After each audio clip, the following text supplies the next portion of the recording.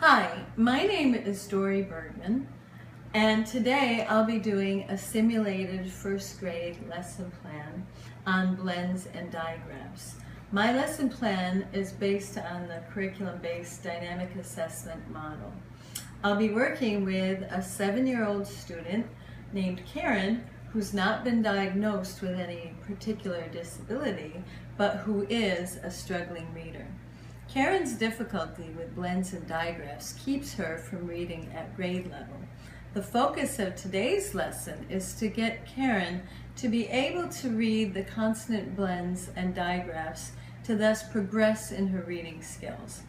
This lesson is based on Reading Standards, Common Core Standards 1.2b, orally produced single-syllable words by blending sounds, phonemes, including consonant blends, and Common Core Standard for Literacy 1.3a, know the spelling sound correspondences for common consonant groups, digraphs. The objective of this dynamic assessment is to increase the accuracy of orally read blends and digraphs. Karen currently reads blends half the time, or at a 50% accuracy rate. My aim today is to increase her rate to 70% accuracy or higher. With digraphs, Karen has a more pronounced struggle, reading with only a 25% accuracy rate. My goal is to increase this to at least 70% as well. Today, Karen will be reading a silly story that I wrote to accompany this blends and digraphs chart. The story is called Blue Crayon's Day.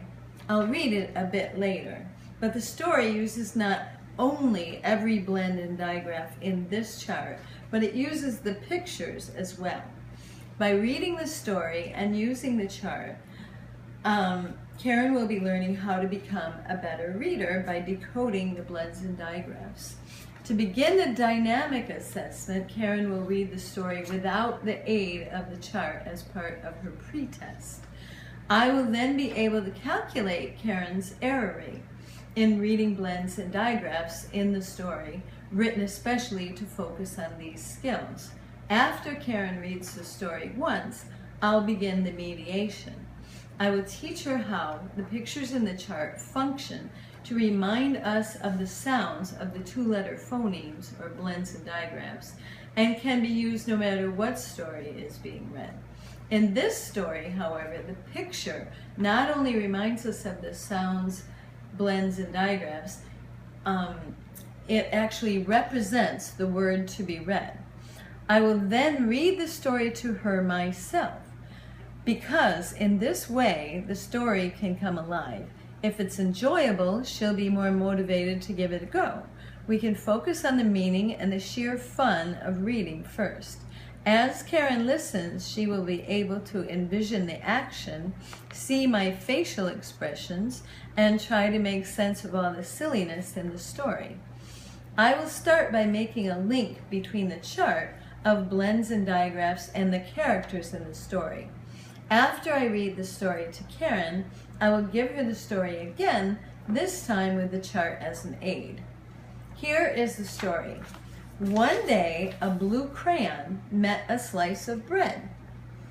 It said, "Have you seen my cheese?" "No, what a cloudy sky," said the blue crayon. Along came Crab. "I need a drink," he said. "I was sitting on a flower when a frog came and tried to eat me.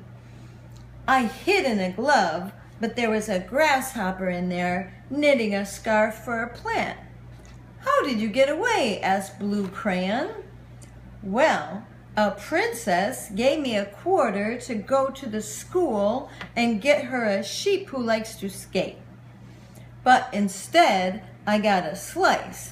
My slice had snails and spiders on it, and I felt like a star." "Well," said the Blue Crayon, "would you like to go and swing with me? There are 3 swings on the tree. We could invite Whale too." Karen's error rate while using the chart was 0%. That is, Karen read the story with 100% accuracy.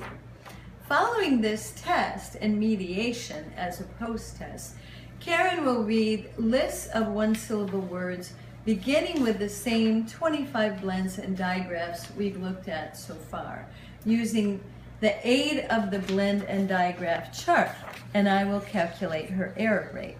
We will not focus too much on the difference between blends and digraphs at the present time, but after the mediation and before the post-test, we will allow Karen, whose teacher has told us has a slim attention span, to take a bit of a break to watch, listen, and sing along to the digraph song on YouTube.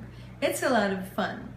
As teachers using curriculum-based dynamic assessment, we want to be sensitive and responsive to the needs of our particular students and flexible enough to find ways to keep them on track without wearing them out.